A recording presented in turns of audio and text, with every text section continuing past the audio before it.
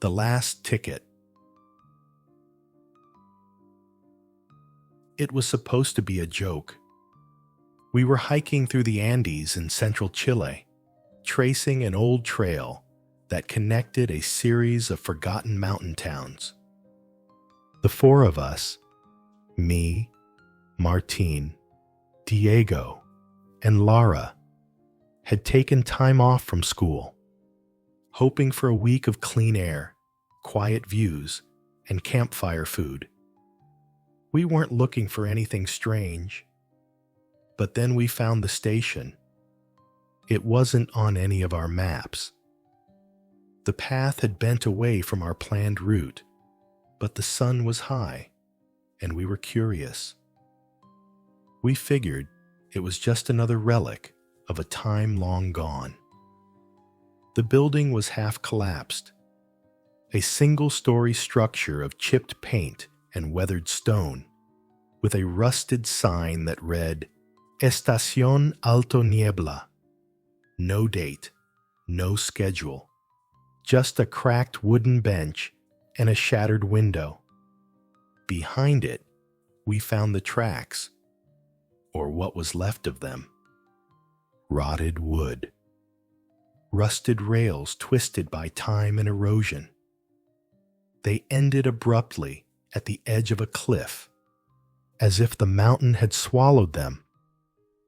Martine was the one who found the ticket. It was lying in a drawer inside the station master's desk. Folded, crisp, barely yellowed. A train ticket. One way. No destination listed. Just a date.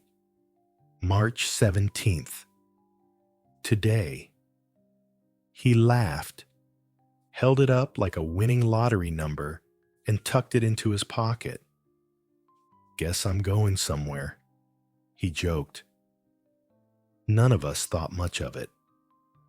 That night, we stayed at a guest house in the nearby village. Stone walls, small rooms, and a fireplace that crackled late into the night. We were tired, full, and more than a little drunk. But just after midnight, I heard the whistle. Not faint, not far. Loud, sharp, like a train pulling into a station, only a few meters away. At first, I thought I was dreaming, until the room began to glow. A faint light moved across the walls, long rectangles pulsing slightly as if passing behind windows. I sat up. Outside the window, darkness, no lamps, no headlights, but the shadow on the opposite wall shifted, shaped like the body of a train, slowly rolling by. Click, click, click. The sound of wheels. But there were no tracks here, no station, nothing. I ran to the window and looked out. Only the yard, grass, trees, moonlight. But the sound continued. I turned back. The light passed through the room like a wave, then faded. Gone. Silence.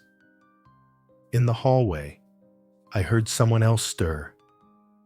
The door across from mine opened. It was Lara. She'd heard it too. We checked on the others. Diego was still asleep, but Martine's bed was empty. The window in his room was open, and on the floor, just beneath it, was the ticket. Flat. Unfolded. But the date was gone. In its place, a single word had been printed, boarded. We called the police the next morning.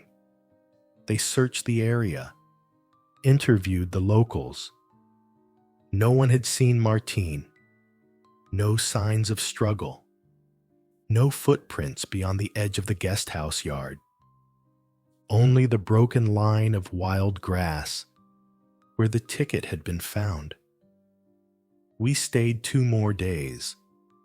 Every night, the whistle returned, always at 12:07 a.m., always followed by the light. But it never stopped again, just passed by. And in the silence afterward, I began to wonder, had Martine actually left? Or had something come for him? On our last morning, I packed quickly.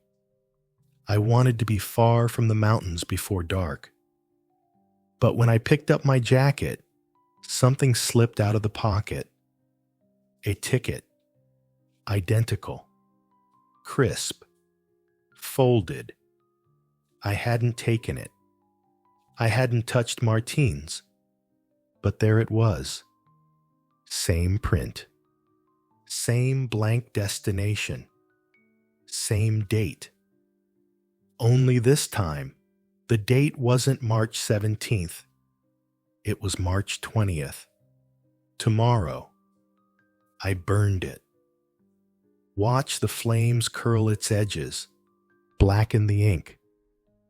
But when I returned to my room, another lay, waiting on the bed.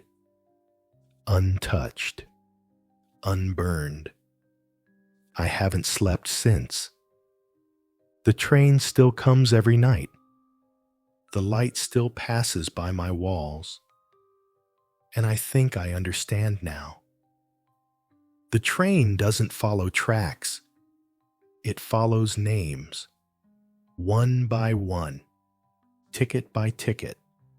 And once yours is printed, there's no station far enough.